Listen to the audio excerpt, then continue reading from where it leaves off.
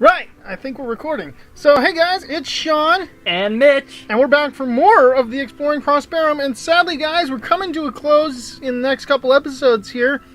Today we're going to explore the Elvish village here, and then I got an Oceanside to show you. Little short people. Elves aren't short. The dwarves were short. I'm talking... No, these are like, World of Warcraft elves. Right. Yeah, like, and wood elves, Tolkien style. Except for, of course, they have iron golems here. And there actually are no elves living here, but this is, what's the name of this place? Ashia, I think, or the capital of Ashia, anyways. I don't remember the name of the town itself. I can look at it when we go back through the portal. Currently, guys, I have night vision on because it's nighttime here. And this is one of the very few places where you can actually see the moon. Which changes, by the way, every 24 hours. So if I do this and I add 2,400... 600... hours... time add, you can see that the moon changes each night, and I think that's kind of a cool thing. That's part of the Minecraft mechanic of moon phases, but I swapped it out to give different Kingdom Hearts moons instead. Right, anyways, there's a couple more than that. I'll just cycle through them all real quick. These are all different versions of, the Kingdom Hearts moon that I kind of put together, but this is the Elvish town of Ashia. I went and found a nice big deep forest and stuck it in there. The elves of my world are kind of a cross between the night elves and blood elves of World of Warcraft, and the wood elves are the elvish peoples of the Tolkien-style lore. So, you have kind of this integration between these very quartzy buildings, with the very, because I've always considered quartz to be kind of a royal type of, substance in Minecraft. I don't know, what do you think, Mitch? I agree.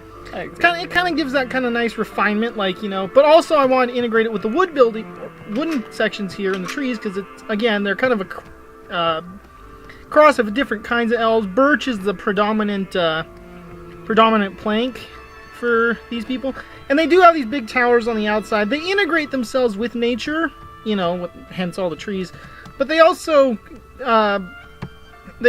have a bit of sense of, what was I saying? Excuse me. A sense of building structures and having actual interference with nature as well. So they have these moon wells around here. This is the Sun Temple. Temple of the Sun. Right.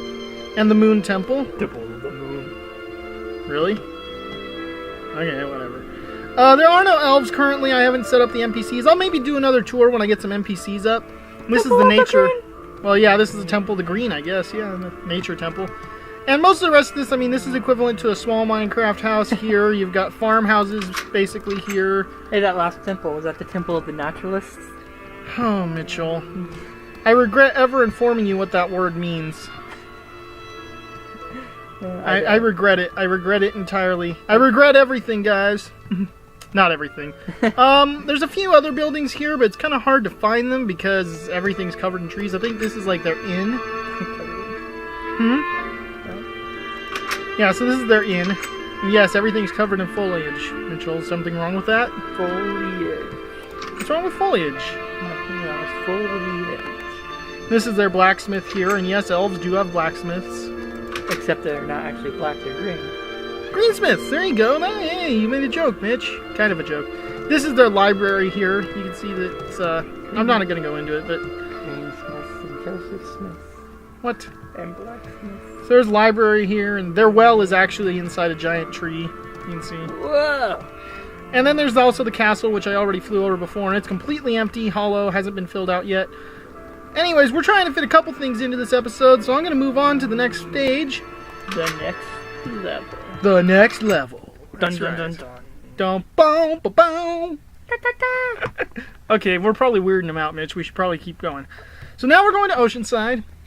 Not saying you, I said we, And this is another Italian village that I kind of forgot in the, no, I don't think we showed Oceanside. In fact, we were going back through the videos and, we hadn't yet. Yeah. Because this one's a little, this one's different. It's all raised up off the platforms. And I actually do remember, maybe like the other week when we were recording, we might have done a version of this. I think we did, yeah. But I think what happened is I might have deleted that, or it might have gotten lost when my computer crashed, because I can't find it going through the old videos.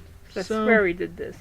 I can swear we went through both the Elvish town and this one, but I can't find it anywhere in the video, so I guess we're going through it now. So there's this giant wall out here. This is the first time I learned how to use clone commands to create structures, hence why the wall is as big as it is.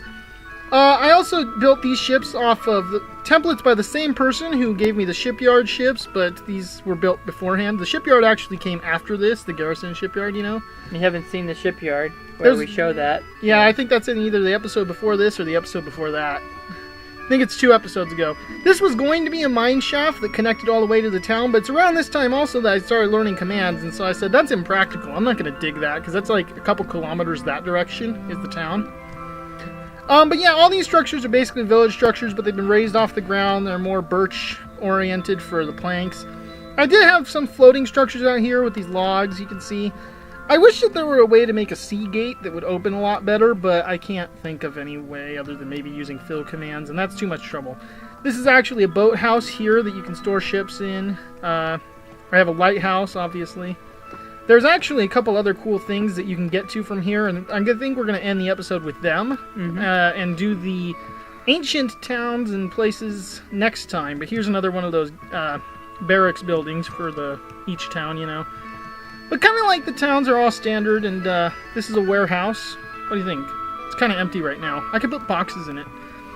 And this is supposed to be buildings for like customs and stuff, since this is the main port of Atella. However, you can see that I never really filled them in, because what would you put in a customs building, Mitch? He's sitting here shaking his head. You guys can't see it, but he is. Okay, so there's 2 hot air balloons you can see here, and we're going to go into this one real quick right here. This actually takes us above that town, it's right down there, onto another ship, which is an airship, and actually all these are connected together, and what do these drop? Do these fire, or do they... Yeah, TNT. Not going to do it because it might damage something below. It doesn't look like it. This is unlike the airship, you know, from the garrison, is actually held up by a Zeppelin instead. Led Zeppelin. Except it's wool. It's a wool Zeppelin. Oh my. Oh, one cool little thing you can do over here, actually, guys. When the scene gates are closed, this is red, but if I were to like go down and open all of them, I could actually hit buttons on the outside, and those are just yellow for warning, like don't run into the walls. But you could actually switch these to green instead of red, and you know that would indicate, you know, that it's safe to pass or whatever. I don't really know. That was kind of just a trick I wanted to try with changing the colors on beacons. Okay, so the last thing we're going to look at in today's episode, which is going to be slightly short, but, you know, I mean, we're going to be covering some really big stuff in the next one, so it might actually take a while to do that.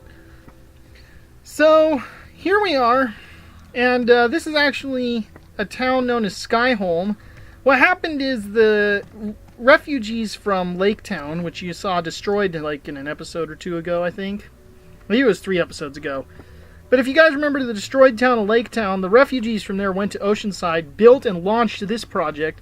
This is actually based off a dream I had where there was like a house inside like this curved, kind of crescent-shaped balloon. Really? Like, almost like a crescent roll, you know, but kind of hollowed out on the inside. And it was a giant balloon that held up this house, but I couldn't really replicate the effect in Minecraft, so I kind of just built this hot air balloon village.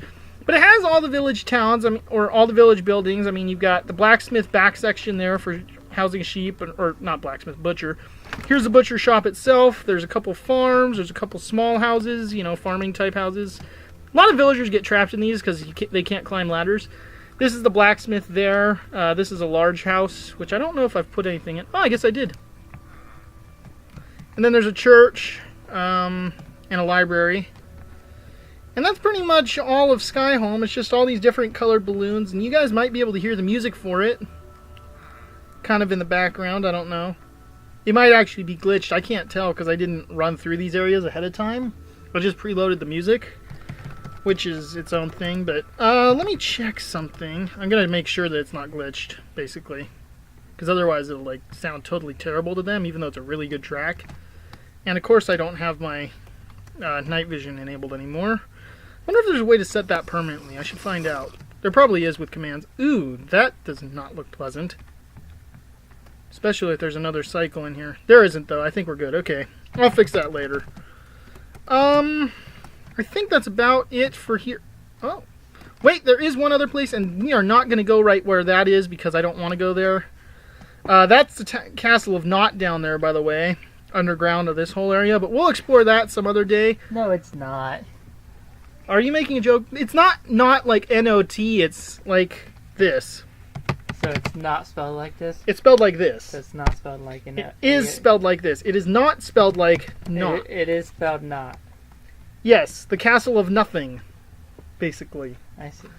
And what we're going to do is the last town of this episode, I actually forgot that we were going to include it in this episode, is the town of Knot right here. And the story-wise, it was an Elvish town that the Endermen also were there. It was kind of a research facility for this tower over here, which is the highest tower of the Castle of Knot, which is all underground here, except for it's actually underground way over there.